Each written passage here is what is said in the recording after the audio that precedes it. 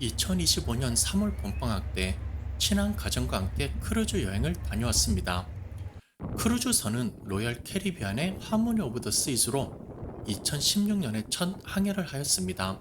6,700여 명의 승객, 2,300명의 스태프, 22만 톤의 무게를 가진 오아시스급 배로서 세계에서 다섯 번째로 큰 크루즈선입니다. 7박 8일 동안 경험한 하모니 오브 더 시즈, 배 안의 스페셜 다이닝, 기항지 관광 정보를 나눠보도록 하겠습니다. 항해 전날 휴스턴에서 1박을 한 뒤 갈베스톤 항구 주차장으로 이동했습니다. 갈베스톤에는 총 3개의 크루즈 터미널이 있으며 터미널 25는 카니발과 디즈니 크루즈, 터미널 28은 프린세스와 노르웨지안, 터미널 10은 로열 캐리비안 크루즈 전용으로 운영되고 있습니다. 로얄 캐리비안을 이용하시는 분들에게는 피얼 10 랏 혹은 놀스 랏 주차장을 추천드립니다.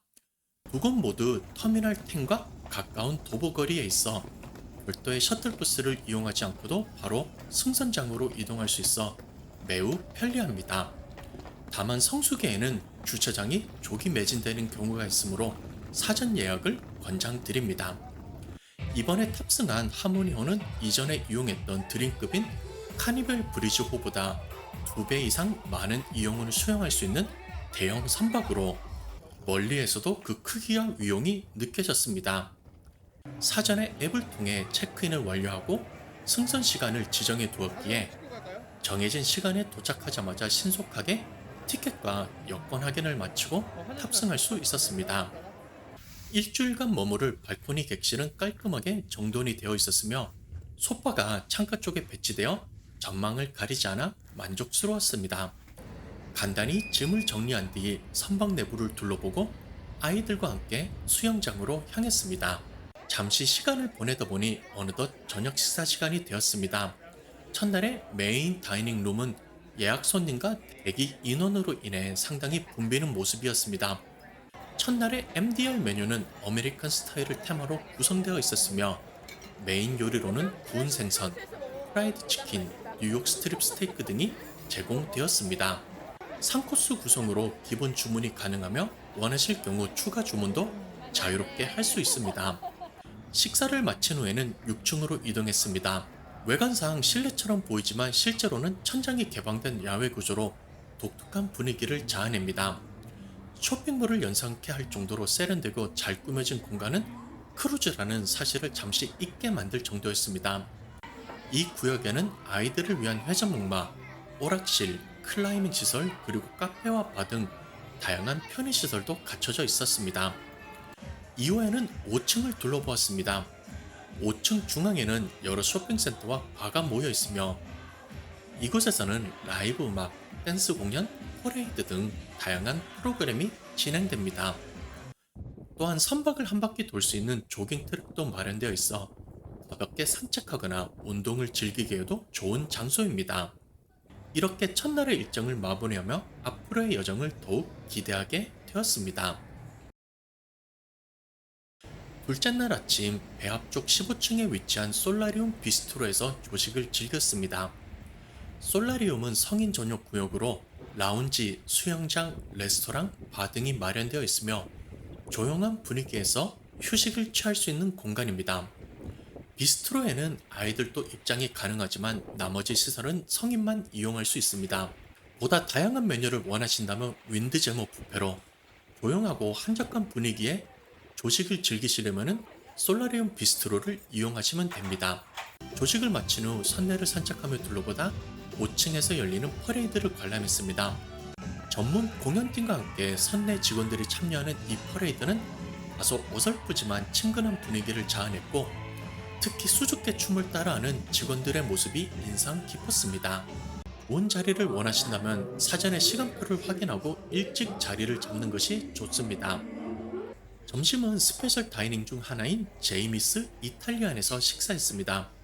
갈릭 브레드, 토마토 브루스케타, 미트 플랭크와 같은 스타터부터 파스타, 라자냐, 치킨, 램찹 등의 다양한 메인 요리까지 모두 만족스러웠습니다. 할인 기간에 점심시간대로 예약하면 보다 합리적인 가격에 즐길 수 있기에 추천드립니다. 오후에는 아이들과 함께 미끄럼틀, 암벽 등반, 회전 목마 등의 다양한 액티비티를 즐겼습니다. 저녁 식사 후에는 사일런트 파티에 참석했습니다. 헤드폰을 착용한 채 음악에 맞춰 춤을 추는 독특한 형식의 행사로 밖에서 바라보면 음식 없이 춤을 추는 사람들의 모습이 다소 우스꽝스럽고 재미있는 분위기를 만들어냅니다. 셋째 날 역시 전일 해상 일정입니다. 조식 후 5층에서 위치한 트랙을 따라 산책하며 여유로운 아침을 보냈습니다. 이 트랙은 배 전체를 한 바퀴 도는 구조로 조깅이나 휴식을 하기에는 적합합니다. 구명정이 열린 틈으로 내부를 살펴보기도 했는데 이 공간을 실제로 사용할 일이 없기를 바라는 마음이 들었습니다. 특히 배 뒤편에서 바라본 수평선과 바다의 풍경은 매우 인상 깊었습니다. 저녁 식사 전 메인 쇼 중 하나인 뮤지컬 그리스를 관람했습니다. 약 1시간 40분 길이의 이 공연은 로얄 캐리비안의 규모에 걸맞게 무대 장치와 연출이 화려했습니다. 텔미모어 텔미모어로 익숙한 썰머 나잇 노래와 함께 익숙한 멜로디의 노래를 들으실 수 있으며 고품질의 공연을 관객들에게 선사했습니다. 네 번째 날에는 온두라스 로어탄에 정박하였습니다. 로얄 캐리비안 웹사이트를 통해 마야키 아일랜드 방문 패키지를 사전 예약했습니다.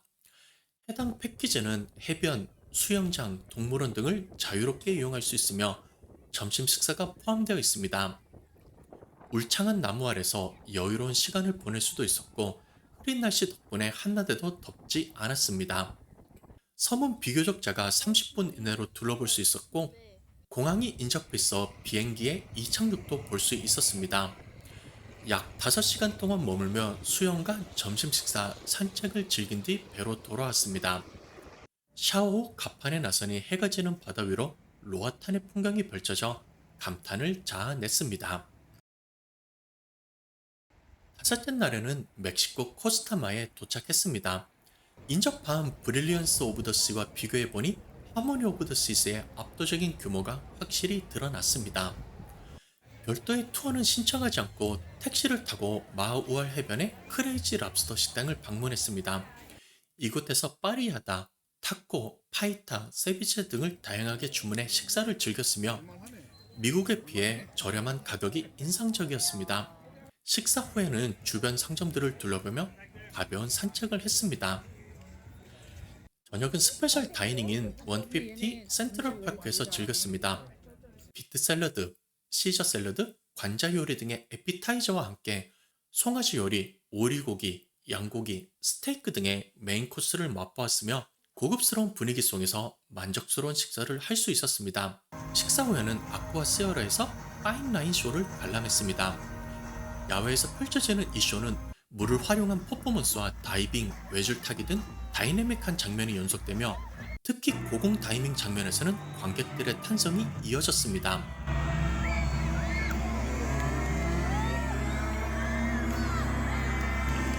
앞좌석은 스플래시 존으로 무대의 물이 관객에게 튀어 옷이 젖게 됩니다. 앞자리에 앉으실 분들은 수건이랑 여벌 옷을 미리 준비하시기를 추천드립니다.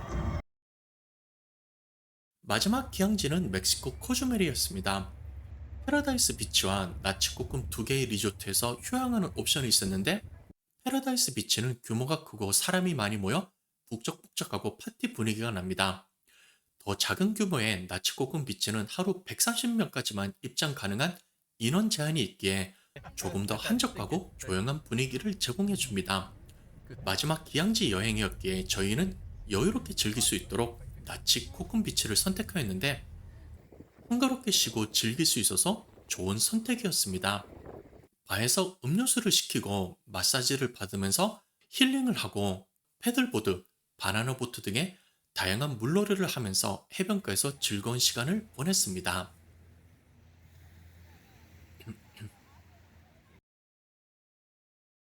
마지막 항해일은 갈베스톤으로 돌아가는 해상 일정으로 배에서 여유로운 하루를 보냈습니다. 그동안 못 본 곳도 둘러보고 기념품도 사면서 시간을 보냈으며 점심은 테이스트 오브 로얄이라는 스페셜 다이닝을 예약해 여러 고급 레스토랑의 대표 메뉴를 한자리에서 맛볼 수 있었습니다. 식사 전에는 주방 투어가 포함되어 있어 요리가 준비되는 과정을 흥미롭게 관찰할 수 있었습니다. 크루즈선 안에 식당이 어떻게 생겼는지, 음식이 어떻게 준비되는지 궁금해하시고 다양한 스페셜 다이닝 메뉴를 한꺼번에 맛보실 분들은 테이스트 오브 로얄 코스를 추천해 드립니다. 오후에는 바이오닉 바를 방문했습니다. 이곳은 로봇 바텐더가 음료수를 제공해 주는 곳으로 키오스크를 통해 콜 음료를 준비할 수 있습니다. 저녁은 윈드제모 뷔페에서 식사하였습니다. 창 너머로 보이는 석양이 무척 인상 깊었습니다. 이후에는 아이스쇼를 관람하며 마지막 밤을 즐겁게 마무리했습니다. 마지막 8번째 날은 하선일입니다. 갈베스톤 항구는 아침부터 하역 작업으로 분주하였으며 조식을 윈드제모에서 마친 후 빠르게 하선 절차를 밟았습니다. 로열 캐리비안 전용인 터미널 10의 효율적인 시스템 덕분에 줄을 서지 않고 빠르게 배를 나올 수 있었고 가까운 곳에 있었던 놀슬랏 주차장까지 걸어서 차를 픽업해 귀가하였습니다. 하모니 오브 더 시즈는 세계에서 5번째로 큰 크루즈선답게 압도적인 규모와 다양한 시설을 갖추고 있었습니다. 5층의 로열 프로메나드는 마치 쇼핑몰과 같았고 8층의 센트럴 파크는 진짜 공원처럼 꾸며져 있었습니다. 공연 무대는 대형 극장 수준의 장비와 연출을 갖추고 있었고 슬라이드, 암벽 등반, 짚라인, 농구장 등 액티비티가 풍부해 가족 단위 여행자에게 특히 적합했습니다. 키즈 클럽도 잘 운영되고 있어 아이들이 즐겁게 친구들을 사귀며 시간을 보낼 수 있었습니다. 메인 다이닝은 매일 다른 테마로 구성되었고 지정된 서버의 친절한 서비스도 인상적이었습니다. 윈드 제모는 다양한 메뉴를 뷔페로 제공해 자유롭게 이용할 수 있었으며 분위기를 내고 싶을 때는 스페셜 다이닝이 훌륭한 대안이었습니다. 로얄 캐리비안의 전용 터미널을 이용한 승하선 절차가 간편하고 쾌적하였으며 다양한 공연 활동, 음식, 편의시설 등을 고려할 때 가격 이상의 만족을 준 크루즈였습니다. 하모니 오브 더 시즈는 자녀가 있는 가족 여행자분들에게 특히 추천드릴 만한 크루즈였습니다. 2025년 봄방학 때 다녀온 크루즈 여행의 영상을 마치겠습니다. 시청해주셔서 감사합니다.